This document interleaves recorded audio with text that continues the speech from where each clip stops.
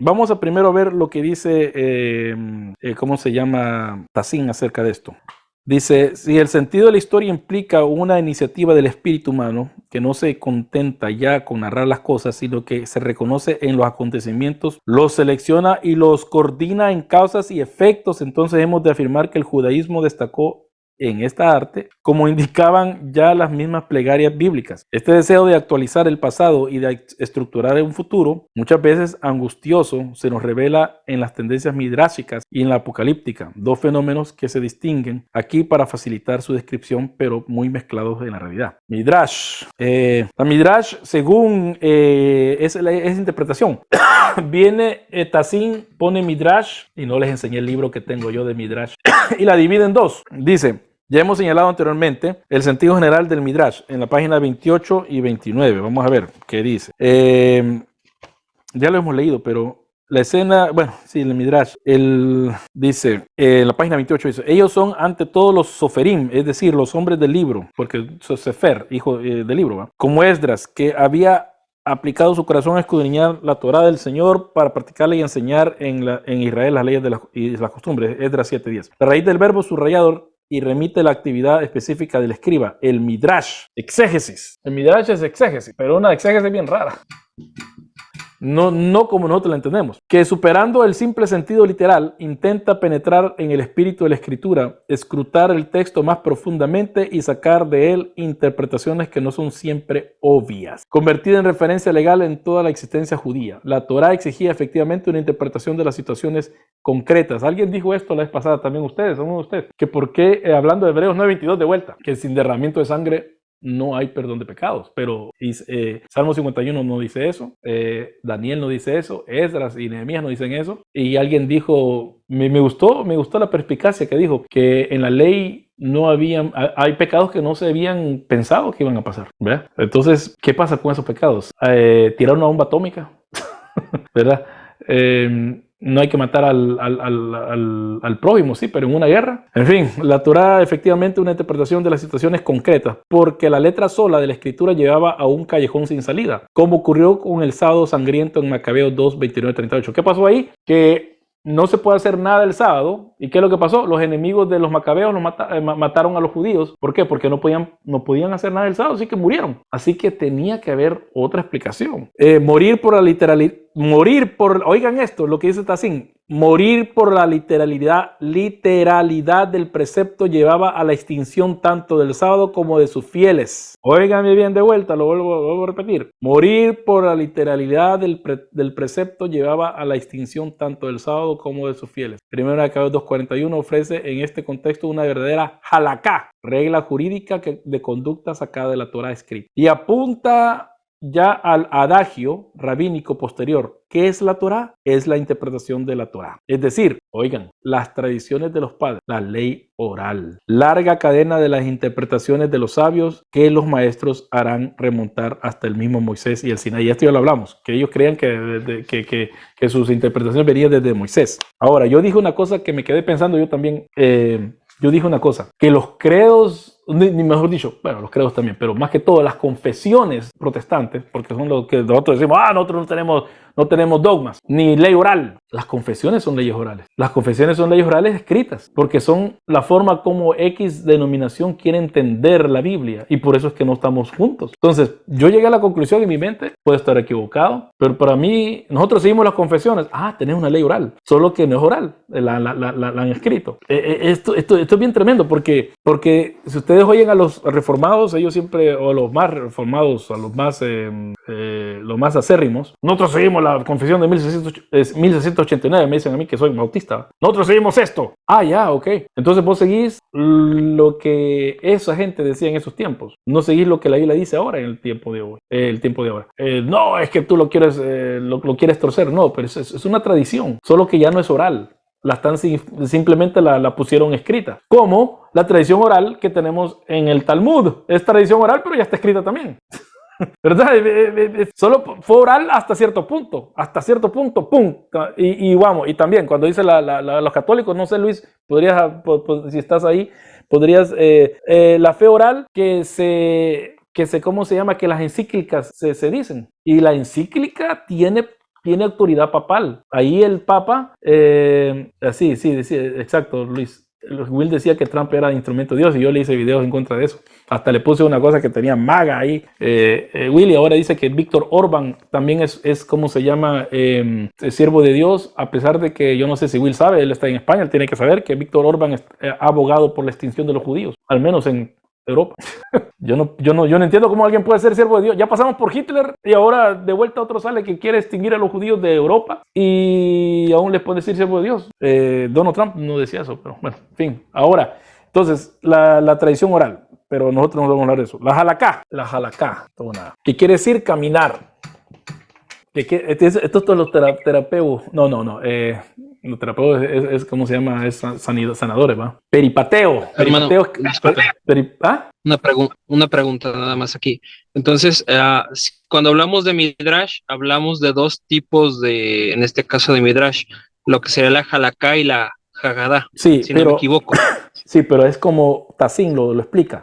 Por eso dije, primero vamos a ver lo que dice Tassin. Después voy a ver lo que dice Trevijano. ¿Okay? Gracias. Se trata de sacar de la Torá ciertas reglas de conducta de actualizar sus implicaciones jurídicas. Podríamos considerar ya en Génesis 17 como una halakha de Génesis 15. De la alianza abrámica del 15 diría el autor sacerdotal de Génesis 17. Ahora ya ven, ahorita ya Tassin está implicando de que él cree en la hipótesis documentaria de que el Pentateuco fue escrito por diferentes personas con diferentes puntos de vista. En este caso, un sacerdote en el 17. Hay que deducir la regla de la circuncisión. Entre la edición de la Torá hebrea y su traducción al griego, se han abierto ya paso muchos halakot orales, más de la halakha, que a veces integraron los 70. Por ejemplo, en un detalle ausente en el texto hebreo, el griego de Éxodo 21:19 condena a la responsable de una riña a pagar al médico. En Qumran, el rollo del templo constituye una verdadera halakha para la época en que será purificado el templo. Vámonos a Éxodo 21:19.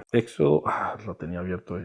Éxodo 21:19. Y se levanta y anda fuera con su bastón. Al que lo hirió será absuelto. Bueno, pero primero aquí dice, si dos hombres riñen y uno hiera al otro con una piedra o con el puño y no muere, pero guarda cama, y se levanta y anda fuera con su bastón, el que lo hirió será absuelto, solo pagará por su tiempo perdido y lo cuidará hasta que esté completamente curado. Ok, aquí está. Dice, por ejemplo, en un detalle ausente del texto hebreo, el griego de Éxodo 21:19 condena al responsable de una riña a pagar al médico, pero en el texto hebreo masorético no. Dice, miren lo que dice, si dos hombres, ¿dónde está el 19? El 18.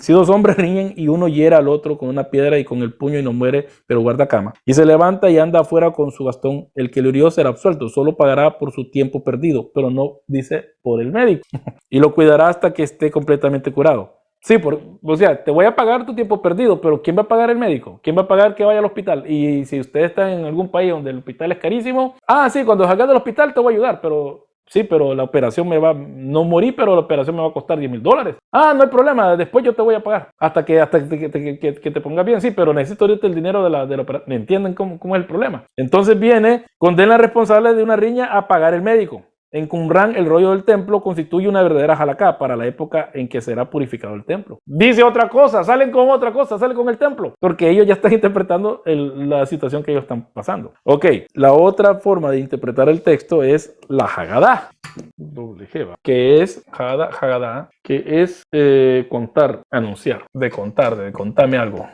Dice, se trata de actualizar los relatos, los personajes, las fiestas y los acontecimientos que presenta la escritura. Y esto a los predicadores les encanta esto. Con vistas a una edificación moral o espiritual de una puesta al día, da una puesta al día de la teología de un texto antiguo. De esta tendencia procede la creación de figuras típicas como Abraham, modelo de la fidelidad en la prueba. Y esto lo hace a Pablo, que es nuestro padre Abraham, ¿verdad? Fineas, la encarnación del celo por la ley. ¿Se acuerdan cuando mató a Madianita?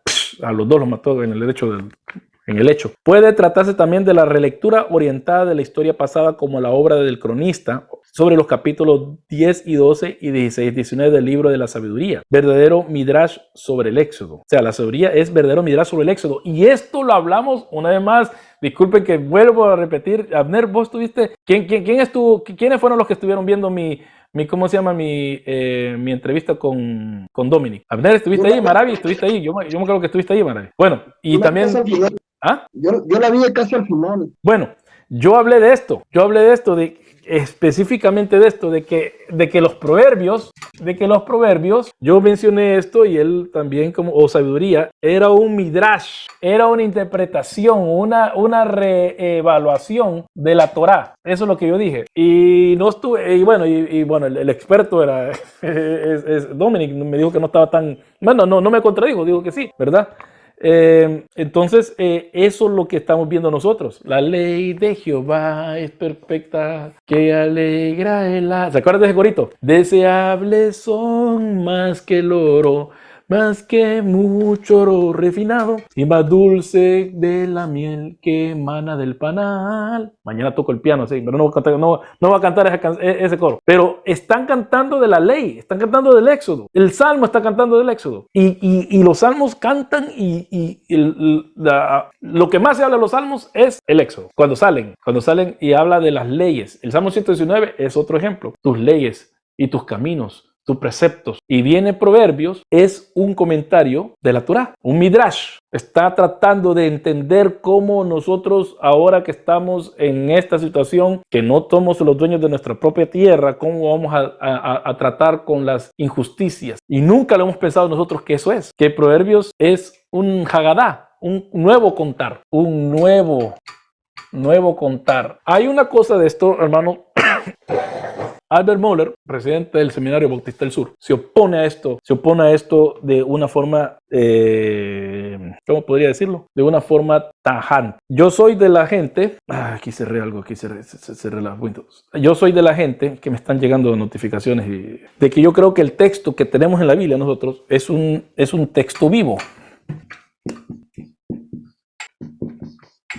Y estas cosas, y el texto vivo trata de poner al día el texto, lo que vemos nosotros, cómo podemos aplicar esto al día de hoy. Ahora, Albert Mohler y muchos evangélicos como él, y la forma como se enseña en el Seminario Bautista del Sur, es que la Biblia es un texto, no quiero decir muerto, como diría, no me acuerdo cómo es el término, es un texto no recibido tampoco, porque tampoco... ¿Ah? ¿Cerrado? Sí, un texto cerrado, que nosotros ya no podemos interpretarlo. Tenemos que ir siempre a la intención original del cómo se llama del autor, y que solo así vamos a entender nosotros el texto bíblico. Ahora, yo le pregunto a Albert Mohler, una vez le dije así en Twitter, él nunca contesta, Albert Mohler nunca contesta, pero ¿quién es para vos el verdadero, ¿cómo se llama? Y no va a contestar porque va a ser suicidio teológico si lo hace. ¿Quién es para vos el verdadero autor del texto? ¿Y quién es el verdadero autor del texto, hermanos? El Espíritu Santo.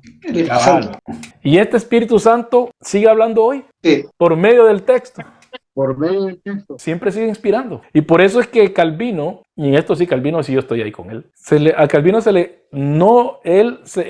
él, ¿cómo se llama? Se le conoce, porque cuando empezaron a criticar a Entirvay, que Entirvay era aquí, que allá, pero Entirvay no dijo esto, sino un calvinista dijo, bueno, si Calvino decía, y a Calvar también. Calvar decía de que la Biblia es texto, es papel, pero el Espíritu, el autor de la Biblia, es el que nos abre la mente para entender el texto vivo, para aplicarlo ahora, ¿verdad? Eso es. El texto cerrado dice que no. Ya sabemos la intención de Pablo, o mejor dicho, nos podemos acercar a la intención de Pablo, porque yo no estoy en la mente de Pablo. Yo no estoy en la mente de... Yo quisiera entenderlos y hago todo lo posible, ocupo todas las herramientas. Por eso es que se estudia filología o como el lenguaje y todo eso, para poder entender cómo se ocupaba la palabra justificación, por ejemplo. Eso es lo que pasa, texto cerrado. Y ahí es donde vamos a encontrar, porque queremos entenderlo. Sí, yo esto también lo acepto, pero yo doy un paso más, me voy al original, por decir así, y le pido al Señor, y el Señor dice que todo lo que pidamos en su nombre, ¿qué dice? No lo va a dar, ¿va? Todo lo que pidamos lo va a dar. Entonces, esto lo detesta, porque hay gente que se va al chancho, dirían los chilenos, porque hay gente que dice que el texto está vivo, por lo tanto podemos aceptar a los homosexuales y cosas así, podemos aceptar el aborto, pero una vez más, solo porque esa gente dice eso, no elimina este elemento del Espíritu Santo, porque nosotros sabemos lo que dice este texto cerrado, no le podemos poner más, no lo podemos cambiar. Pero el problema es de que esto le abre, según estas personas, le abre al libertinaje, pero también le cierra a que hable el Espíritu. ¿Qué querés? Pablo no manda a la gente a que no profeticen, sino que hagan 2 o 3 y por orden. Pablo dice, porque todo aquel que es del Señor no va a decir Jesús es anatema. Entonces hay parámetros para controlar esto, pero hay gente tan haragana que no quiere ni eso. Ese es el problema. Entonces, Hadá lo vemos en la Biblia. Vemos el Midrash que hacen ellos explican todo esto. Están explicando, están reimaginando la Torá de una forma como podemos vivir nosotros ahora, guardando los preceptos del Señor, pero en esta realidad en la que estamos nosotros.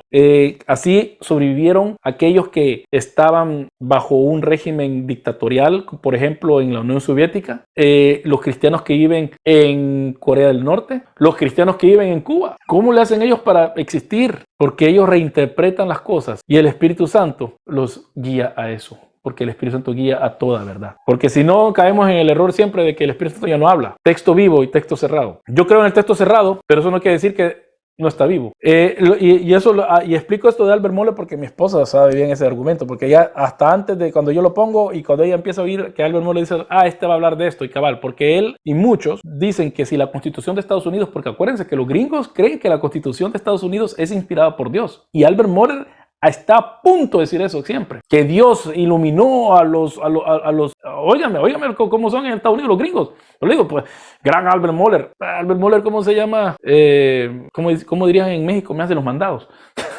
Albert Mohler piensa así. Él piensa de que la Constitución de Estados Unidos fue inspirada por Dios y por lo tanto no es un texto vivo, no es un texto que Albert Mohler, él apoyó. Hace años apoyó la esclavitud. Él dijo que una mujer que está esclavizada en los tiempos de Estados Unidos, como la ley y la Constitución decía de que podía ser esclava, entonces era si esta mujer quería liberarse, estaba haciendo y yéndose en contra de la voluntad de Dios, porque la Constitución de Estados Unidos decía que sí. Pero después, como es un texto vivo, que eso es lo que no le gusta, la Constitución se amendó y le dio los derechos también a la gente de descendencia africana, los mismos derechos que los blancos. Y Albert Mohler objetó eso.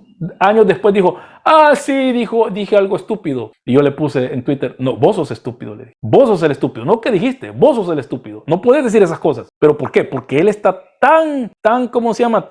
Y MacArthur es igual. Alguien un día tradujo lo que MacArthur dijo, que los esclavos, si volviera la esclavitud el día de hoy, algo así dijo MacArthur, no me acuerdo, el inglés no me acuerdo lo que dijo bien, pero que si volviera la esclavitud el día de hoy y esa fuera la ley del país, los negros tendrían que estar obligados a hacer eso. Así piensan ellos. Y se recuerdan lo que les leí intencionalmente, Apocalipsis 18. ¿Por qué destruyeron a Babilonia? Por último, las 2 últimas cosas, por esclavo y tráfico de humanos. Y estos son la gente que en Latinoamérica creen que les están enseñando la Biblia. Ahora entiendan por qué Mohler no me quiere.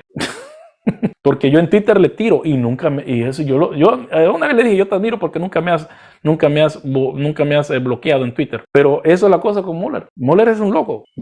Ellos, ¿cómo se llama? Son neoconfederacionistas. Ellos son neoconfederacionistas. Ellos creen que, ¿cómo se llama? Que lo que pasó en la guerra civil de Estados Unidos fue un error, que el sur no tuvo que haber perdido. Y nunca lo han dicho, pero al hablar de esas cosas, uno ya más o menos sabe. Es como de ser peruano y decir, bueno, no le hace que vengan de otro país, que sean japoneses. Si quieren, ¿cómo se llama? Ser presidente aquí, no hay problema. Claro, ¿de quién están hablando? De los fujimoristas. O sea, ellos no tienen que decirlo, pero yo no he dicho nada. Pero siempre cuando la gente dice, pero yo no he dicho eso. No, ¿cuál es la consecuencia? Ok, no has dicho eso. Decime la consecuencia de lo que acabas de decir. Ahí los agarra uno. Ahí no se quieren comprometer. Dice, el tema cómo interpretar el texto para hoy día y para nuestras vidas no se puede acercar totalmente, dice Daniel. Pues tan solo conocer la historia de la hermenéutica, en especial entre los periodos de la patrística, Edad Media y el periodo de la Reforma, y nos daremos cuenta que Dios siempre habló incluso en el periodo de la Edad Media, donde se usó mucho el método alegórico. Sí, y por eso tenemos que hablar de esto, pero la cuadrilla que tanto Lutero le ha tirado, que tanto Lutero le dijo que la cuadrilla no sirve, que la cuadrilla de interpretación del tiempo medieval no sirve. Para mí sirve. Lo que Lutero diga es cosa de él. Él quería imponer su punto de vista. Lo de él no sirvió también, porque él solamente, lo que dijo Will Graham acerca de Santiago. Y este video va a ser, por último, general, así que lo va a ver, lo van a decir. Pero cuando Will Graham dijo que la forma de mantener la iglesia es la predicación expositiva, o exponiendo bien la palabra de Dios. Amén, sí. Que los reformadores, eso fue lo que dijeron. Pero ¿qué dijo Lutero? ¿Cuál es la forma de predicar de Lutero? Es ley y evangelio. Cuando Lutero dijo de que una verdadera iglesia es donde se predica, donde está la verdadera predicación ¿cuál es el dicho? Donde los sacramentos se administran correctamente y donde correctamente se predica, se expone la palabra. Cuando él dijo donde la palabra se expone fielmente o correctamente, él está pensando en ley y evangelio. Él no está pensando en predicación expositiva. Él no está pensando en eso. Y cuando dice de que cómo se llama donde los sacramentos son correctamente administrados, él lo que está diciendo es bautismo infantil y verdadera presencia del Señor en los elementos. Eso es lo que él está diciendo. Y estas dos cosas Will no las cree, ni yo. Bueno, al menos estos dos no los creo, no las cree Will. Esto yo no sé, ley y evangelio, yo no distingo así. Yo no distingo así. Él es calvinista supuestamente. Esto es un distintivo luterano. Los calvinistas no son eso. Para los calvinistas, todo es evangelio. Entonces, cuando Will dice esas cosas, y Will, si estás viendo, revisa tus cosas de historia de la iglesia, porque estás diciendo algo totalmente fuera de lugar. Si Will llega a Wittenberg, sí, yo creo en todo eso, pero no creo en bautismo infantil, no creo en verdadera presencia, vas a terminar en el río, como yo terminaría también. Así que cuando digamos que los reformadores dijeron una cosa, tenemos que entender por qué y qué es lo que decían detrás de esas palabras. Ahí se fue. ¿Alguien quiere decir algo? No. Pero esto entra en la forma de cómo interpretar las cosas. Y miren lo que estamos diciendo ahorita. Cómo está interpretando las palabras de Will Graham, que él está interpretando las palabras de Lutero. Y cómo Will Graham, y no solamente él, sino muchos neoreformados, llegan a interpretar y a llegar a otras conclusiones que Lutero no tenía nunca en mente. Ley y evangelio, cuando vuelvo a repetir, y con esto termino esta cosa y sigo con esto para el Pesher. Cuando Lutero dijo, la verdad, los dos signos de la verdadera iglesia es donde se predica se puso la...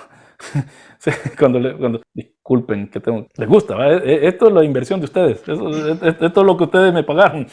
Esto lo compré por eso. Bueno, no sé cómo hacer. Las dos cosas, cuando Lutero dijo, los dos rasgos de una verdadera iglesia son donde se predica el evangelio correctamente, donde se predica la palabra fielmente y donde se administran los sacramentos de la forma correcta. Él quiso decir algo que ni yo creo. Yo no creo en la presencia real. Yo no soy luterano y no soy católico, no soy ortodoxo. Yo soy bautista. Yo no creo en el bautismo de niños. Yo soy bautista.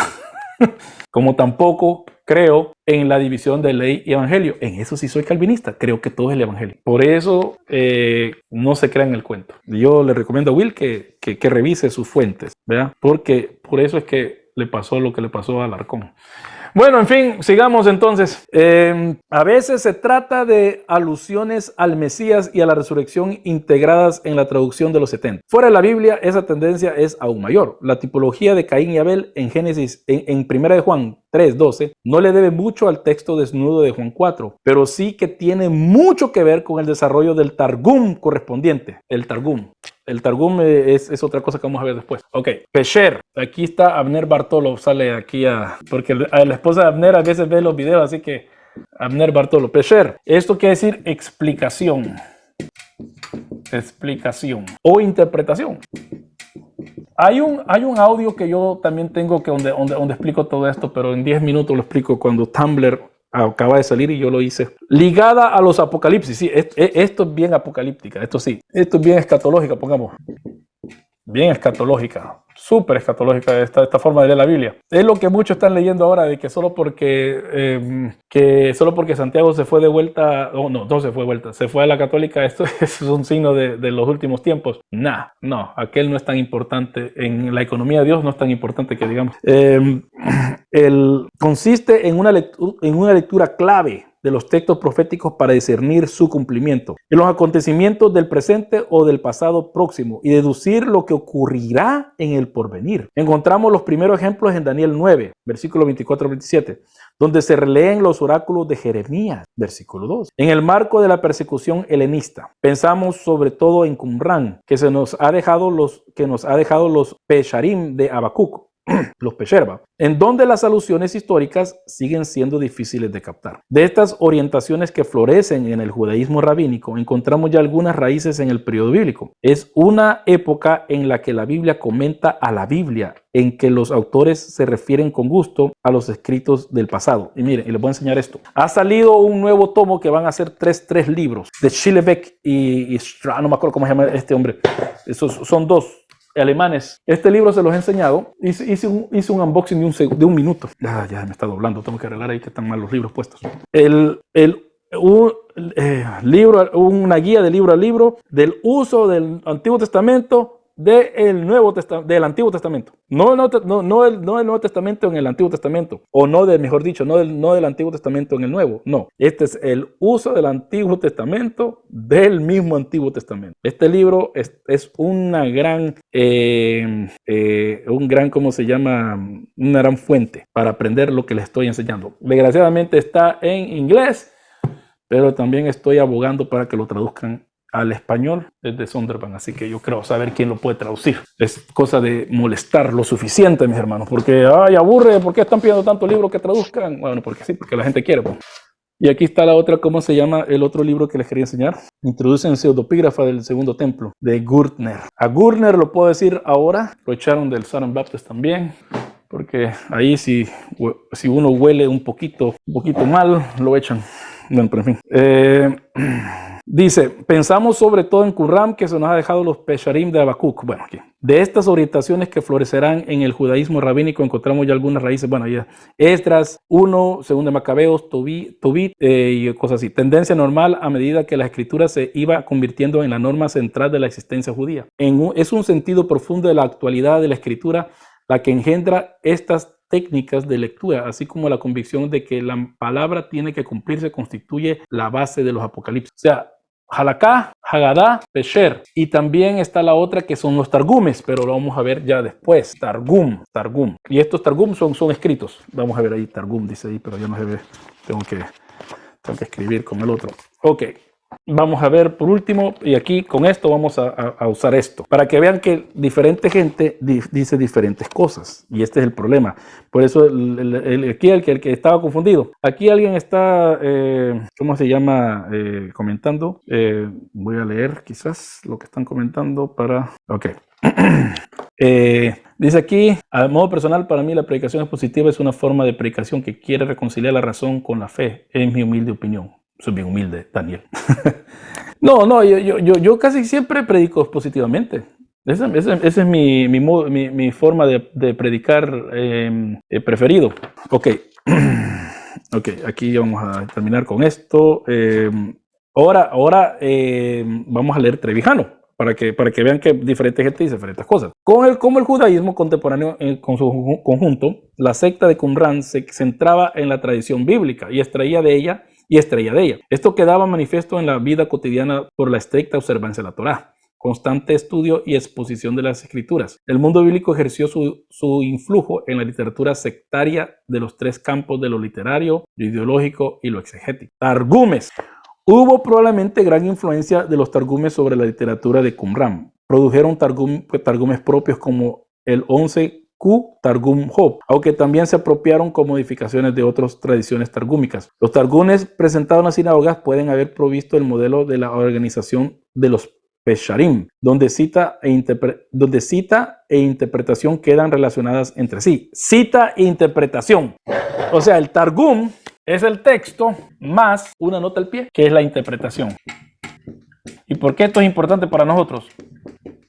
¿Por qué esto es importante el Targum? Porque los targumes nos dicen que nos dan el texto, a veces difiere al masorético, a veces difiere con la Septuaginta, pero nos dice esto, esta es la parte más importante para nosotros, la interpretación, porque ellos ponen ahí abajo del Targum lo que ellos creen que el texto en realidad está diciendo. Y de ahí es donde tenemos el origen de la creencia de los dos poderes del cielo. Porque se acuerdan que en los targumes, cuando hablan de que vino la palabra, la memra, cuando vino la palabra por un ejemplo, cuando vino la palabra del Señor ¿cómo se llama? A Abraham, pero vino en una forma corporal. Lo explican ahí ellos. Y cuando uno lee eso, uno entiende, pues, porque es cierto, porque vino, pero porque nosotros pensamos, vino la palabra del Señor, aquí es el Señor pueblo mío, no, que viene aquí a la mente, no, dice que vino y comieron ahí con él, la palabra comió con él, o cuando Samuel, heme aquí, no, yo no te llamé, le dice Elí, Samuel, y vino, y vamos a leer esto, porque mucha gente de nosotros pensamos que la palabra de Dios viene aquí el Señor le estaba llamando a Samuel y él oía así como que estaba dormido, ¿va? Y él oía ahí, Samuel, pero ¿qué es lo que dice el texto? El texto dice otra cosa, y dice 3:1. El joven Samuel servía al Señor en presencia de Elí. La palabra del Señor escaseaba en aquellos días, las visiones no eran frecuentes. Y aconteció un día, estando Elí acostado en su aposento, sus ojos habían comenzado a oscurecerse y no podía ver bien, cuando la lámpara de Dios aún no se había apagado y Samuel estaba acostado en el templo del Señor, donde estaba el arca de Dios, que el Señor llamó a Samuel y él respondió, aquí estoy. Entonces corrió Elí y le dijo, aquí estoy, pues me llamaste. Pero Elí le respondió, yo no he llamado, vuelve a acostarte, y él fue y se acostó. El Señor volvió a llamar a Samuel y Samuel se levantó, fue a Elí y dijo, aquí estoy, pues me llamaste. Pero él respondió, yo no he llamado, hijo mío. Vuelvo a acostarte. Y Samuel no conocía aún al Señor, ni se le había revelado aún la palabra del Señor. El Señor volvió a llamar a Samuel por tercera vez y él se levantó y fue a Elí y dijo, aquí estoy, pues me llamaste. Entonces Elí comprendió que el Señor estaba llamando al muchacho. Y Elí dijo a Samuel, ve y acuéstate, y si él te llama, dirás, habla, Señor, que tu siervo escucha. Y Samuel fue y se acostó en su aposento. Ahora oigan esto. Entonces vino el Señor y se detuvo y llamó en las otras ocasiones. Bueno, ¿y qué es lo que dice después? ¿Qué es lo que decía antes? Cuando la lámpara estaba acostado, el Samuel estaba acostado en el templo del Señor, donde estaba. Aquí el Señor llamó a Samuel y él le respondió, aquí estoy. Y el Señor llamó, no estaba el Señor, hey Samuel del cielo, no, dice bien claro. Entonces el Señor vino y se detuvo y llamó como en las otras veces, se detuvo. Y esto de detener es que membra, la palabra llegó, corporal, se detuvo, se paró y le dijo, hey, Samuel. Y entonces nosotros sabemos que es la membra porque el Targum nos dice, nos explica, es la interpretación que ellos le dan. Entonces los Targumes son buenos porque son explicaciones, nos dicen qué es lo que ellos creían. Bueno, la Halaká, al igual que la secta judía medieval de los caraítas, esta es otra secta de los caraítas, pero estos son del tiempo de medieval, ya después del año 600 para arriba. Lo que puede tener conexiones históricas, en Qumran falta el concepto de la ley oral.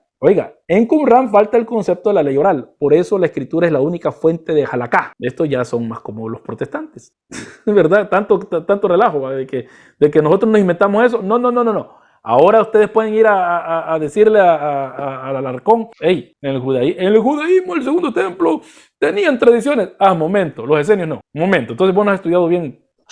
Regresá a estudiar, no que regrese al protestativo, porque hay veces el Señor, yo sé que el Señor ama a todo el mundo y que quiere que todos se salven. El hijo Vela hay veces que lucha con eso.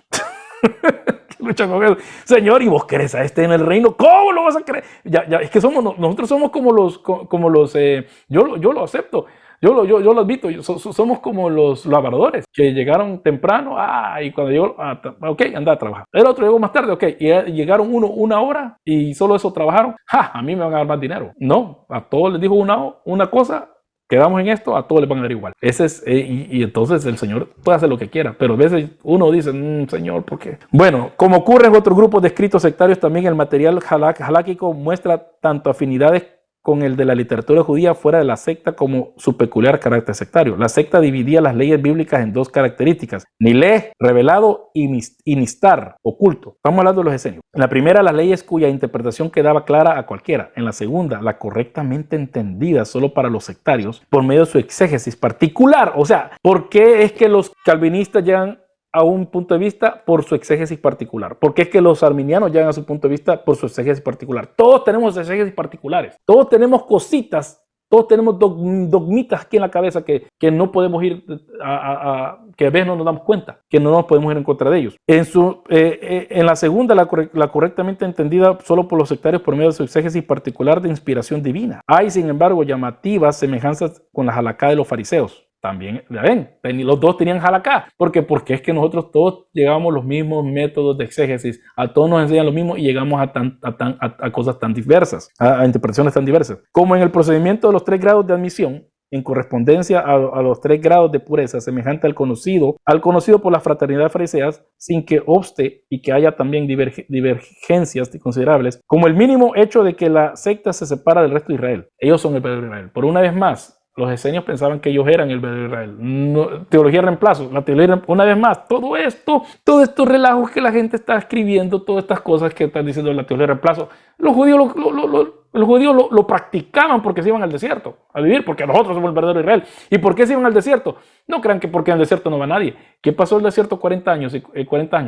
¿De dónde salió? Israel pasó en el desierto. O sea que ellos iban de vuelta a lo que pasó en el desierto, donde recibieron la ley. No que querían estar lejos de la gente. No solamente eso. Hay quien encuentra en la halakha los motivos que provocaron la ruptura señalada en el rollo del templo. Precisan los motivos de la separación de la secta qumrámica. La controversia se centraba sobre el calendario cultico, del que vamos a hablar, prescripciones sobre el templo, la ciudad y las normas pureza que los concernían, y halakot relacionados, los demás cosas, los demás halakha, relacionados con los diezmos, impurezas y estatuto matrimonial. El material haláquico de Qumrán ha aumentado considerablemente con la publicación del 11Q templo del rollo más largo, 7.94 metros actualmente, originalmente según Yadín. Conocido, Yadín piensa que fue compuesto originalmente en el reinado de Juan Hircano o al comienzo del reinado de Alejandro Janeo. Todos esos nombres ustedes ya los conocen. Está escrito imitando al estilo bíblico, con palabras de Dios a Moisés, con relectura de amplios pasajes del Pentateuco. Su halakha es siempre más severa que la de los fariseos y en muchos casos contradice las reglas rabínicas. Las leyes que promulgan son: A. Relecturas de leyes ya conocidas que tienden a unir, a unificar y armonizar y a clarificar con cambios y adiciones. B. Nuevas leyes que atañen a las fiestas y sus sacrificios, al templo y los estatutos y la monarquía. Su principio básico es que la ciudad templo equivale al campamento de Israel en el desierto. Israel en el desierto, Cajal, ¿cómo lo traduce la Septuaginta? Eclesia. Ahí está, eclesia. Bueno, lo escribí en español, eclesia. ¿Es este concepto entonces nuevo o ya venía de adelante? ¿Entienden? Su principio básico es que las reglas exigidas son muy semejantes a las de 1QM para el campamento de los hijos de la luz. Las varias festividades quedan calculadas conforme al calendario solar de 364 días. Miren, ya van 2 veces que se está hablando acerca del calendario, así que esto es bien importante. El rey queda subordinado al sumo sacerdote.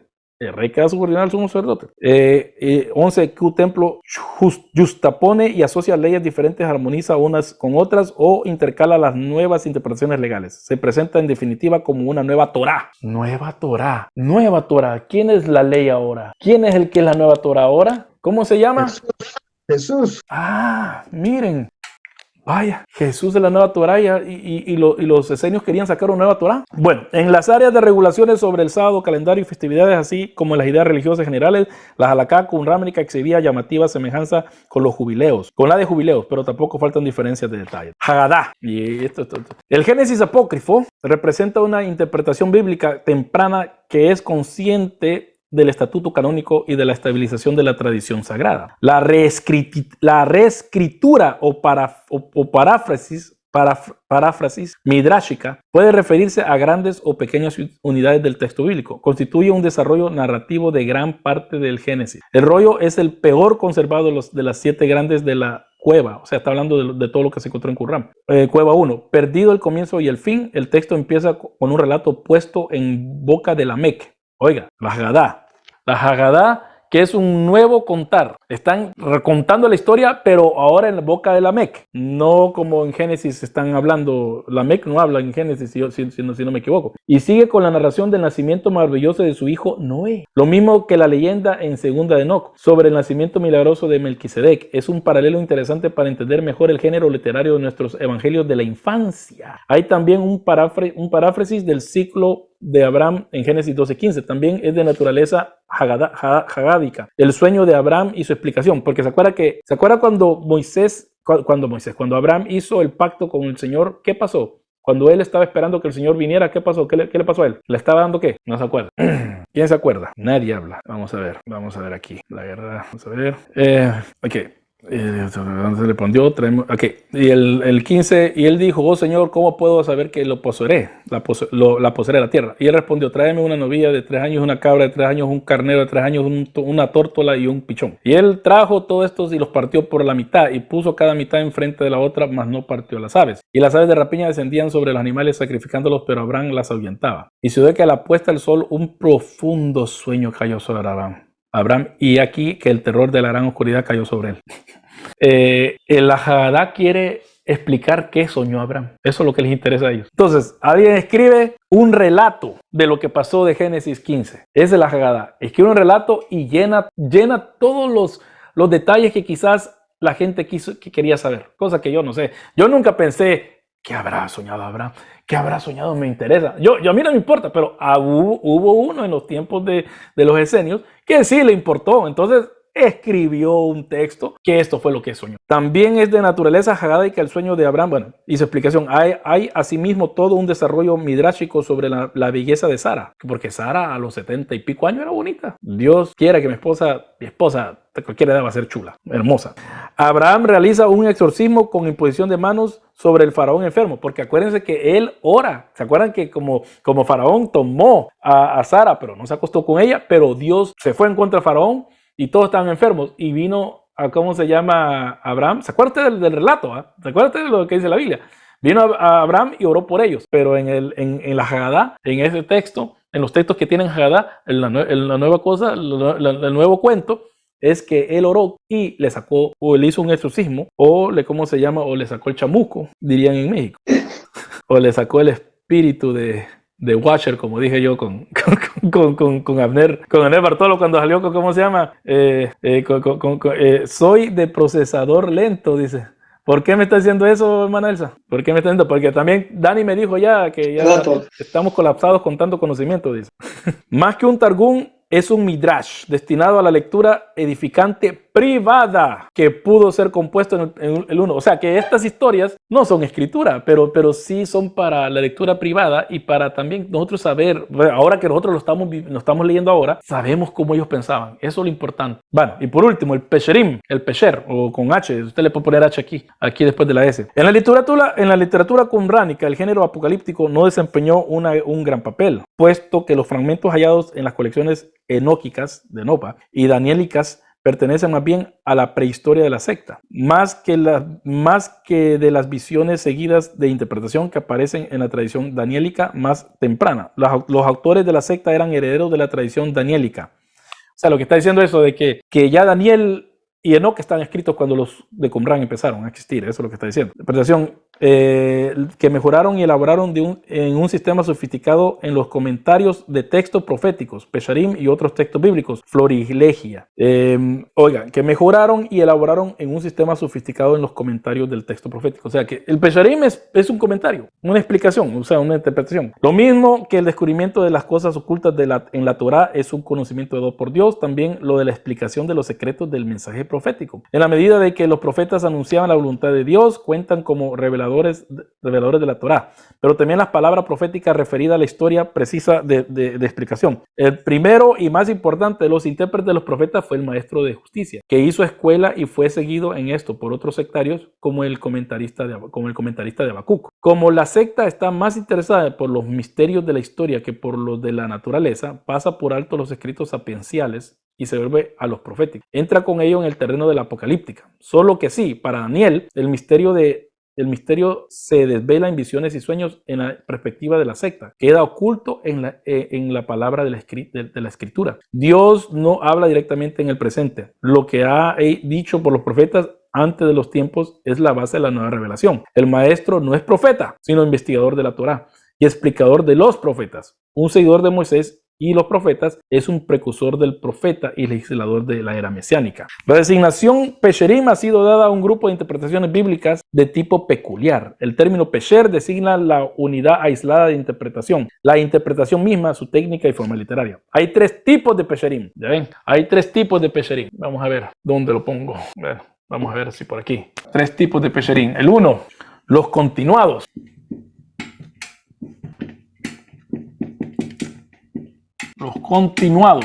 Los continuados, término que designa comentarios de enteros libros bíblicos, principalmente los proféticos. 2, los temáticos. Por ahí veo los temáticos.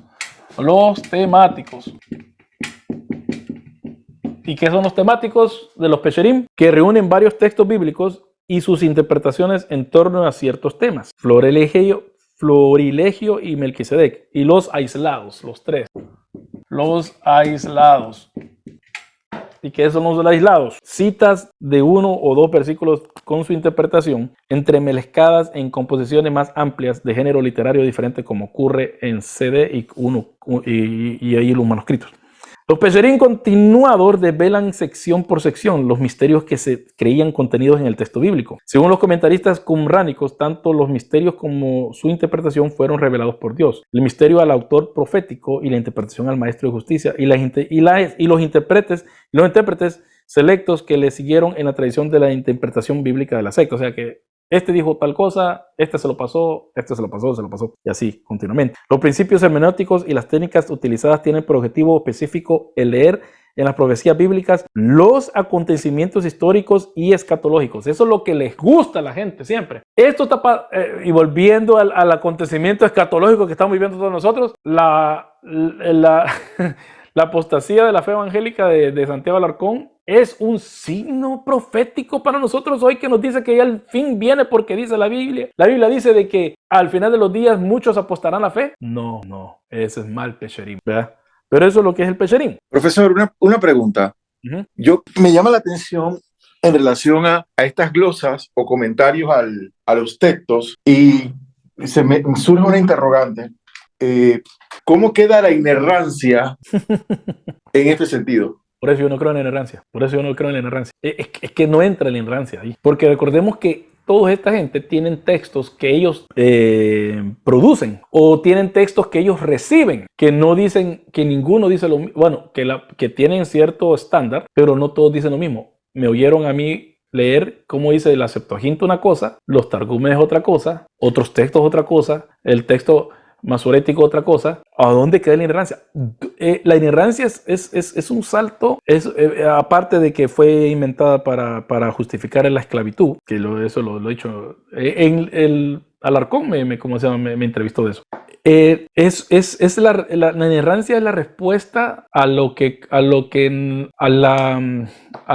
ellos vieron que era el darwinismo. El darwinismo estaba saliendo en esos tiempos. Entonces ellos necesitaban tener un texto o un argumento que decir que la Biblia ha sido siempre lo mismo, ha dicho siempre lo mismo. Entonces los judíos, el de Qumrán hacía su propia Biblia y le ponía sus argumentos o sus puntos de vista, y era Biblia para él. El fariseo ocupaba su Biblia, sus profetas, la Septuaginta o el texto masorético, y cuando le convenía, como Pablo, citaba el texto hebreo, cuando le convenía, citaba el texto griego. Y yo tengo un video donde hablo acerca de eso, del Antiguo Testamento. ¿Por qué Mateo, por ejemplo? Supuestamente la inerrancia dice de que en el caso de Isaías fue escrito en hebreo, ¿verdad? Y fue escrito en hebreo, y por lo tanto ese es el texto inerrante. Pero da la casualidad de que Mateo no cita el texto hebreo cuando habla acerca de que, como está escrito en el profeta, la Virgen dará luz. No dice, no cita el texto hebreo, cita el texto griego. Entonces, mi pregunta, y con esto quiero terminar, ¿creía Mateo en la inerrancia? Como la conceptualizan los que dicen que ahora son inerrantistas. No, claramente que no. Ellos agarraban aquí, agarraban acá. Pablo hace un midrash. ¿De dónde sale? De que, ¿cómo se llama? De que la piedra que seguía en primera de Corintios capítulo 10, la piedra que seguía a los israelitas era Cristo. ¿De dónde salió eso? Eso no fue revelación, esos son los midrash, son los argumes, los comentarios y todo eso. Entonces viene Pablo, agarra eso, y eso sería en otra clase de explicar todo eso, pero agarra eso. ¿Y qué pasa? Ya salió, ya sacó. Pablo agarra donde él ve conveniente. Y eso es lo que dijo, ¿cómo se llama? Dominic en la mañana, para mí, que eran a las 8 de la mañana, ahorita son las 1:48 de la tarde. Que el problema que nosotros tenemos con los autores bíblicos es que no son consistentes en citar y no son consistentes en su interpretación. Y con otra cosa Pablo interpreta a Abraham de una forma en Romanos y Santiago interpreta lo mismo, el mismo texto, el mismo pasaje, pero de otra forma en su libro. Los dos llegan a dos conclusiones diferentes. Eso se llama inerrancia. Y los dos están trabajando el mismo texto, del mismo capítulo, de cuando Abraham cree y se le cuenta como justicia. Pablo dice de que por eso es que nosotros no necesitamos hacer absolutamente nada para ser salvos. Mientras que Santiago, y esto te va a gustar, Luis, mientras que Santiago dice que sí hay que hacer algo. Él creyó y fue a hacerlo, ¿vea? La creencia, entonces uno dice que no hay que hacer nada, absolutamente nada, solo creer. Y agarra el mismo texto, Santiago, y dice, no, es hacer y creer. Las dos cosas más juntas. ¿Cuál es la explicación de eso? Y eso esa pregunta siempre la ponen en el examen del Nuevo Testamento y también en el examen de teología. Esa pregunta siempre en todos los seminarios, todas las universidades siempre sale. Y por eso es que mucha gente cree que Santiago estaba en contra de Pablo en ese punto. Que Pablo se le había pasado la mano y que ¿cómo se llama? Que tenía que haber un cierto control de que la gente tenía que obrar cosas para el prójimo, ¿verdad?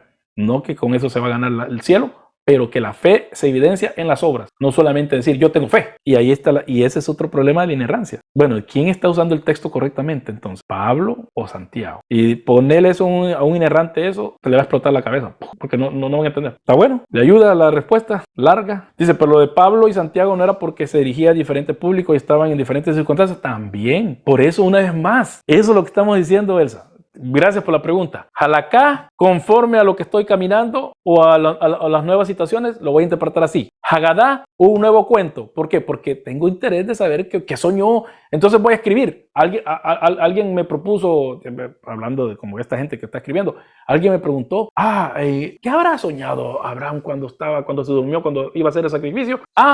Yo voy a escribir algo acerca de eso. Pesher, explicación de las cosas el fin viene, nos van a matar. ¿A dónde dice? ¿Cómo podemos explicar nosotros los textos bíblicos? Y el Targum también, todo eso. Todos ellos están Pablo y Santiago están empapados de esta cosa. Y el Espíritu Santo trabaja a través de todo esto. Ahí está el milagro. Ese es el milagro. Que el Espíritu Santo trabaja a través de gente pecadora y a través de todos estos métodos interpretativos que ellos tenían. Para mí es un milagro. ¿Verdad? Yo no sé. Dice Dani, creer en la inerrancia es como creer que Moisés escribió cada palabra de Pentateuco, es que David escribió todos los salmos. Claro que el texto es el inerrante. El texto hebreo del Antiguo Testamento, la Septuaginta, la versión de la LXX actualizada. Dios habla hoy. ¿Cuál es el texto inerrante?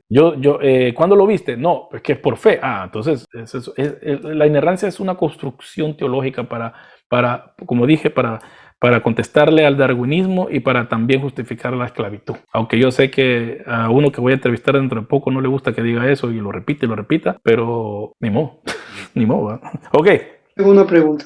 Otra pregunta, sí. Sí, con todos estos métodos de interpretación. Esta última pregunta, porque ¿saben qué? Yo quiero terminar y también acuérdense que las preguntas se las quiero guardar a ustedes, no al público en general cuando pongo el video. Vale. Pero hacer la pregunta y si tienen otra pregunta, apúntenla, porque yo quiero terminar esto ya. Yo cada vez que he visitado una iglesia siempre me dicen lo mismo. La Biblia solo tiene una interpretación. Y con todos estos métodos de interpretación que estamos viendo que en el judaísmo es el segundo templo, ahora, ¿cómo es eso? O sea, ¿cómo llegamos a una misma interpretación todos los que leen la Biblia o todas las iglesias? Porque siempre que voy a una iglesia me dicen lo mismo. Bueno, la Biblia solo tiene una interpretación. Preguntarle eso, igual como le dije yo a Dominic, preguntarle eso a Isaías. Nació un hijo, Isaías 6. Nació un hijo literalmente, pero después se volvió a reinterpretar el texto en el Nuevo Testamento. De Egipto saqué a mi hijo, dice, ¿cómo se llama? Oseas, ¿verdad? Oseas 12, si no me equivoco. Oseas 12 dice, ¿Ah? 11 parece que es. 11-2, 11-2, o me lo podés confirmar, por favor, Dani, por favor, porque a mí también me está cansando la mente, por eso quiero terminar. Yo me levanté a las 6 de la mañana, así que ya son las 2, ya son las 2 de la tarde casi. Y la cosa es esta, de que ahí me lo pones aquí en el chat, por favor, Dani, para verlo ahí. Maravi, lo que me estás diciendo, porque vos fuiste el que me hablaste, ¿va? Sí. Porque si hay una sola interpretación de ese texto, es la interpretación que recibió Oseas. Pero ¿por qué Mateo la ocupó de otra forma? Mira, es que lo que pasa es que cuando la gente te llega cuando la gente te dice, el texto solo tiene una interpretación, sí, la tuya. Eso es lo que están diciendo, la tuya. Yo quisiera ir a tu iglesia, fíjate, quisiera ir a ver si me dice algo a mí no me va a decir nada. Pues. Sabes que yo lo voy a, yo no me le voy a quedar callado. ¿Cómo se llama? Que me diga eso, el texto solo tiene una interpretación. Ajá, decímela entonces, tal cosa. Ya, ok. ¿Creía eso Pablo? ¿Creía eso los apóstoles? ¿Entendés? Entonces, ahí está gente ahí está. Gracias, Dani, porque estás en el trabajo y que me acuerdo. Cuando Israel era niño, yo lo amé y de Egipto llamé a mi hijo. Ajá. ¿De quién está hablando? Está hablando, y fíjate, Osea está hablando de un evento histórico del pasado, cuando salieron del Éxodo, ¿verdad? Cuando salieron de Egipto. Y viene, ese es el sentido único, literal y original de ese pasaje. Pero en Mateo, no hay problema, se lo voy a aplicar a Jesús. Porque Jesús es el Hijo, es el verdadero Israel. Voy a reinterpretar Isaías 53.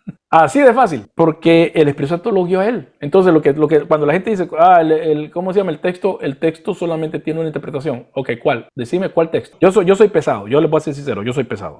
Aún la gente en mi iglesia, yo soy algo pesado. Cuando mira,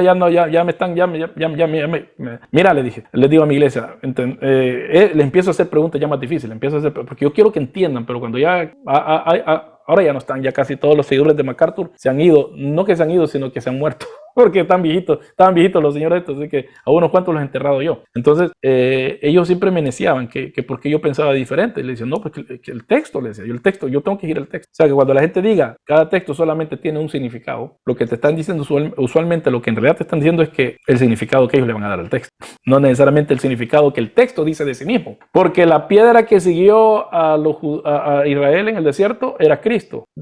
Eso no está en el texto original. Esa piedra no está que la seguía tampoco. Esa piedra solamente se encontró la piedra, vino, le pegó y abrió y dio agua. Pero no dice que andaba siguiéndolos. ¿De dónde agarró ahí? ¿Dónde está todo eso? Bueno, en fin, ahí está la cosa. Ok.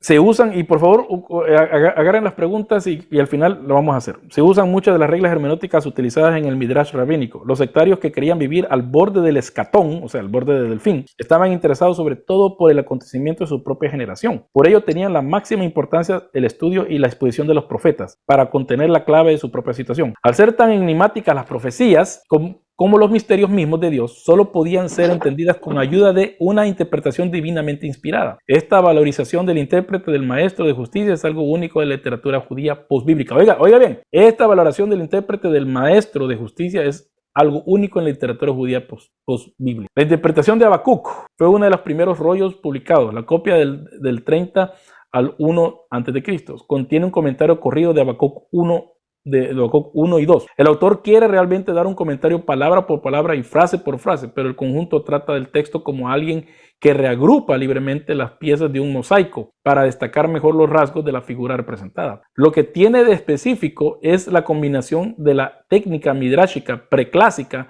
con la explicación actualizante apocalíptica de los profetas. Su principio hermenéutico es que el anuncio profético tiene por contenido el tiempo final y que este es el presente. La personalidad central que emerge del comentario es la del maestro de justicia. Trata de mostrar que su obra y sufrimientos estaban predichos, lo mismo del Mesías, lo mismo Jesús, lo mismo que la actividad de sus adversarios, el hombre de mentiras y el sacerdote malvado. El hombre de mentiras y el sacerdote malvado. El hombre de mentira es el anticristo, el antimesías, y el sacerdote malvado es todos los que están metidos en el templo, porque acuérdense de que ellos estaban enojados con esa gente porque habían usurpado el puesto. El primero lidera un grupo tachado de traidor que no acepta las enseñanzas inspiradas del maestro de justicia. Era el líder de una congregación rival. Ya ven, aún los esenios tenían problemas con otras congregaciones que estaban ahí, se habían quebrado, así que Nada nuevo, hermano, nada nuevo, todo igual. La controversia entre ambos grupos tocaba cuestiones religiosas, acaso diferentes aproximaciones a la interpretación de la escritura y Halaká. La interpretación de Nahum permite identificar al maestro de mentiras como un líder fariseo. En cambio, la descripción del sacerdote malvado hace surgir la figura de un gobernante de Israel, aceptable para la secta al comienzo de su mandato, pero que con el tiempo cambió de conducta y fue condenado por la comunidad. Queda también presentado como perseguidor del maestro de justicia. Otro grupo importante que aparece en 1QP Hab en Habacuc es el de los Kitim, número 24 y número 24-24. Un temible pueblo guerrero venido de las islas del mar para subyugar con crueldad todo el pueblo y castigar a los últimos sacerdotes de Jerusalén. Daniel 11:30 aplica el término a los griegos, pero en los Pesharim se trata claramente de los romanos. O sea que aquí ya ven cómo están ya interpretando, están hablando de número 24-24, de los Kitim. Y de Kitim, no es Kitim Silva, ¿se acuerdan? El comentarista este. Kitim es gente del mar, que está más allá del mar. Ya en los tiempos de Daniel se interpreta que son los griegos, porque están allá del mar. Como dije anteriormente, Roma queda al otro lado del mar para ellos. Pero ya para el tiempo de que esta persona está escribiendo, ya son los romanos. Los acontecimientos descritos en una cupa Habacuc, correspondiente al periodo asmoneo y los comienzos del régimen romano. El sacerdote malvado ha sido identificado principalmente con Simón el Macabeo y con Jonatán, siendo el predominante esta última identificación. No parece posible lograr la identificación del maestro de justicia según la interpretación de los salmos. Tanto los fariseos como los saduceos son perseguidores de la comunidad del maestro. Miren cómo era. Según el comentario Isaías, 2 grupos de 12, los sacerdotes y los jefes de Israel. Oigan, 2 grupos de 12. Los sacerdotes y los jefes de Israel participan en los órganos del gobierno de la secta. ¿Qué vio Juan cuando fue al cielo? ¿Cuántos ancianos vio? 24. Ya está, pues. Todos estos números, todos estos representantes, todo esto juega. Todo esto está en juego, mis hermanos. Todo esto está en juego. Estoy buscando paralelos. Bueno, los estoy encontrando. Ahí están encontrados. Hay bastantes paralelos. Bueno, ahora ya vamos a hacer lo antepenúltimo. Lo antepenúltimo es algo que a todos ustedes les interesa porque... quiero ver. Esto no... Vamos a leer un poco. Una vez más, porque esto es súper largo. A menos que Abner se quiera echar todo. Quiero ver esto. ¿Son cuántas páginas? Son muchas páginas. Son demasiadas páginas. Son 351 a la 378. Son demasiadas páginas. Pero vamos a hablar de la predestinación. Y después vamos a hablar del calendario y ahí terminamos.